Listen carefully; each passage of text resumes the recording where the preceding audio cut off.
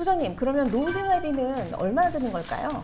일단 통계적으로는 이제 중산층 가구 부부 2인 기준 노후 생활비를 보통 한 280만 원 정도 희망을 하십니다. 사실은 소비라는 것들이 본인들이 경제 활동을 하는 기간 동안에 어떻게 소비를 해왔고, 그다음에 어떠한 소비 성향을 가지고 있는지에 따라서 많이 달라지는 부분들이기 때문에 일반적으로는 경제 활동기 생활비의 한 70%를 예상을 하라고들 많이 또 추천을 드리고 있죠.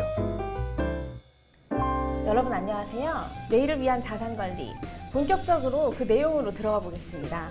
지금 경제활동을 하고 계신다면 은퇴 이후를 대비하기 위해서 자산관리가 필요할 텐데요. 은퇴 이후를 대비하려면 얼마나 과연 필요한 건지 거기서부터 아는 게 첫걸음일 수 있겠습니다. 생활비가 얼마나 드니까 이 정도의 자금이 필요하다. 그걸 알아야 목표를 가지고 자산관리의 계획을 세울 수가 있겠죠. 그래서 오늘은 이 점에 대해서 알아보기 위해서 김진웅 100세시대 연구소장님 모셨습니다. 안녕하세요. 네, 안녕하십니까.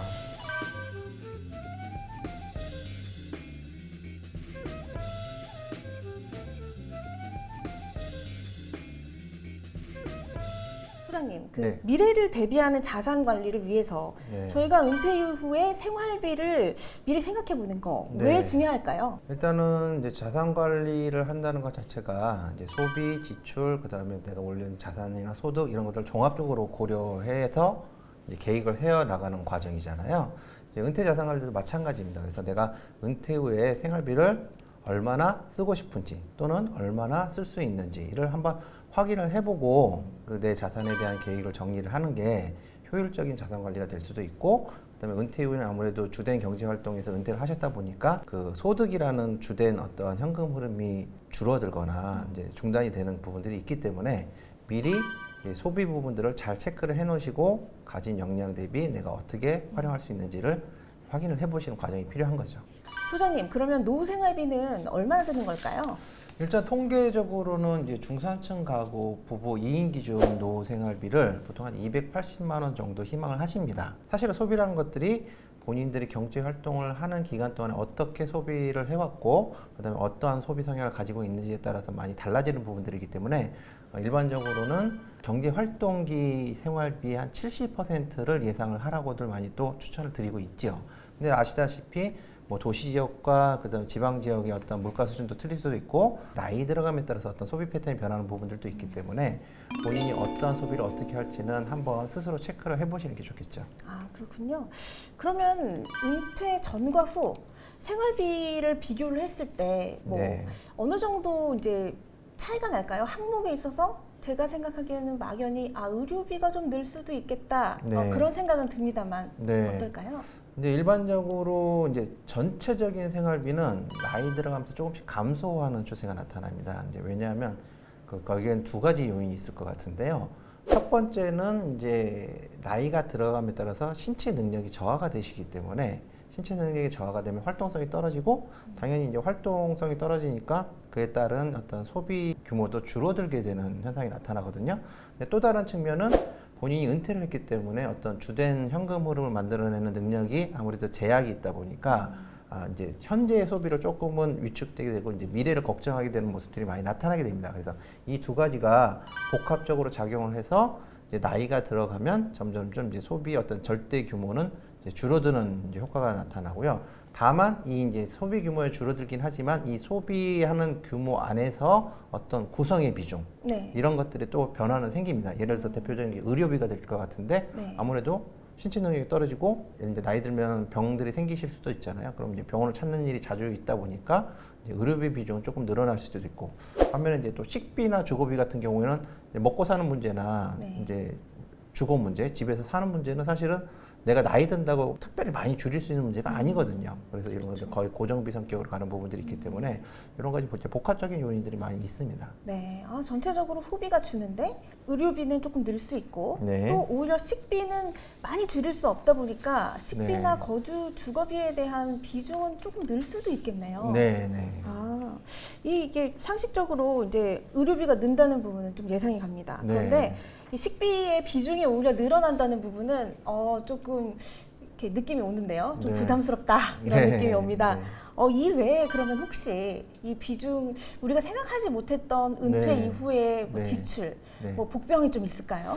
글쎄요, 복병까지는 좀 모르겠고 이제 예를 들면은 은퇴 후에는 아무래도 여가 시간 이제 주된 직장에서 퇴직을 했기 때문에 본인의 시간이 많이 주어지면 결국 이 시간을 보내기 위해서는 여가 활동이라든가 뭐 예를 들면 은퇴 후에 여행한다든가 이런 레저 부분들이 이제 많이 하고 싶으실 거 아니에요. 경제적인 여유가 된다면. 그러니까 당연히 은퇴 생활 초기 신체가 건강할 때는 이러한 여가 활동 비용이 조금 늘어나는 모습이 나타납니다. 그러면서 단지 그 은퇴를 이제 하고 나서 초기에는 이제 여가 활동비 지출이 많을 텐데 이제 나이 들면 그것도 조금씩 줄어드는 모습이 나타나죠. 아, 그렇겠네요. 아, 그거는 생각하지 못했습니다. 네. 직장에서 월급은 들어오지 않지만 많은 시간 동안 내가 시간을 보냈던 네. 직장을 가는 대신 네. 그 시간이 주어지고 그 돈은 주어지지 않는 상황. 네. 아, 이거 좀 확 와닿는데요. 그렇죠. 근데 이제 삶의 만족도 측면에서는 그런 여가 활동이라는 것도 반드시 필요하기 때문에 사실은 이분에 대한 준비가 없다라고 할 경우에는 그런 부분들이 다 부담으로 작용하시겠죠. 굉장한 삶의 질의 저하와 그 네. 만족도가 떨어지는 현상이 그렇죠. 발생할 수밖에 없겠네요. 네. 그 흔히들 뭐 그런 말씀 하시지 않습니까? 아, 내가 지금 너무 바빠. 그래서 50대, 뭐 60대 초반 하면은 너무너무 이제 사회생활에서 굉장히 바쁜 위치에 계시는 분들이고, 네. 아, 이제 좀 은퇴하면 나만의 시간을 가지고 싶어.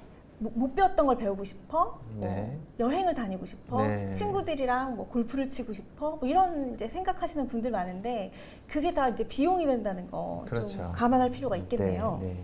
그다음에 이 외에도 이제 예상치 못했던 지출들이 좀 있을 수 있는데요. 이제 보통 주로 이제 직장인들한테 해당이 되실 것 같은데 직장에서 보통 이제 급여가 들어올 때 대부분은 이제 세금이 공제되고 그다음에 뭐 건강보험도 공제가 된 다음에 나머지 금액이 들어오잖아요. 그래서 사실은 본인이 스스로 지출을 하고 있는 상황이 아니기 때문에 이걸 이제 비용으로 잘 인식을 못하는 경우들이 많습니다. 그렇죠. 제가 건강보험을 내야지 예, 하고 네, 이렇게 예, 이체를 하거나 그렇죠. 직접 가서 내거나 하는 게 아니니까요. 네네. 그런데 사실은 은퇴를 하시게 되고 이제 지역 가입자가 되시면은 건강보험료도 이제 직접 본인의 돈에서 내셔야 되거든요. 그러다 보니까 이제 직장인들이 많이 제일 당황하는 경우들이 주로 건강보험료 부분에 있어서 이게 이렇게 많은 비용이 됐었나라는 이제 조금 와닿는 부분들이 있는 거죠. 근데 이제 이 건강보험료는 사실은 또 의료비와 또 연계도 돼 있기 때문에 그렇죠. 안 낼 수는 없는 문제이고 어쨌든 이런 부분들 그 다음에 그 나이가 들어가면은 이제 그 경조사 왜냐하면 이제 자녀들은 또 막 결혼하거나 뭐 이런 어떤 경사가 많이 생기시고 또 부모님들이 돌아가시거나 이런 이제 조사도 많이 있기 때문에 이런 경조사 비용도 뭐 좀 젊었을 때보다는 훨씬 더 그 지출 비용이 많이 늘어나시거든요. 그래서 그렇겠네요. 예, 활동할 때는 별로 신경 안 쓰던 비용인데 막상 그것도 매번 어떠한 그 청첩장이나 보고장이 청구서처럼 느껴지게 되는 이런 부분들이 특히나 있는 이제 거죠. 은퇴 초반에 60대 분들 예. 뭐 아니면 초반부터 한 10년 사이에 그런 일들이 굉장히 많이 많을 생기시죠. 거라고 네. 예상이 되네요. 네. 그래서 이제 노후 준비 기간이 상대적으로 얼마 남지 않은 50대가 되면 이러한 비용들에 대해서 한번 꼼꼼히 체크해 보는 과정이 어떻게 보면 내 은퇴 이후의 안정적인 생활을 위해서도 반드시 필요한 과정이다 이렇게 말씀드릴 수 있겠습니다. 노후 준비, 은퇴 이후의 생활 혹시 생각해 보지 않으셨나요? 아니면 혹시 생각해 보기도 좀 두려우신가요? 하지만 시간은 흘러가고 은퇴의 시간은 다가오고 있습니다. 우선 현재부터 점검해 보시죠. 지금의 상황을 잘 파악하고 은퇴 이후 생활이 어떨지 생각해 보는 겁니다. 저희가 오늘 은퇴 이후 생활비에 대해서 알아봤는데요. 은퇴 이후 생활비 체크 포인트 한번 알려봐 드리겠습니다. 한번 같이 체크해 보시죠, 소장님. 네. 가장 먼저 첫 번째 노후 생활비는 경제 활동기에 그 사용하던 생활비의 70% 수준으로 책정을 하는 것이 좋다. 네, 두 번째로는 은퇴 후에 지출 부담이 높은 항목, 불필요한 항목이 없는지 그런 부분들에 대해서 미리 사전에 체크를 해서 계획적인 준비를 하시라. 그 다음에 세 번째, 주거 비용 같은 경우에는 고정비 성격이 강하기 때문에 은퇴 후에도 꾸준하게 발생하는 비용인 만큼 이제 주택담보대출 상환 계획을 미리 짜보시거나 아니면은 이제 거주 이전 등을 통해서 부담을 줄이는 방법을 한번 검토해 보시라. 그리고 네 번째, 그다음에 의료비 같은 경우에는 나이가 들어가면서 가장 비중이 이제 높아지고 비용도 증가하는 항목인 만큼 반드시 한 번 더 계획을 점검해 보시라라고 말씀드릴 수 있을 것 같고요.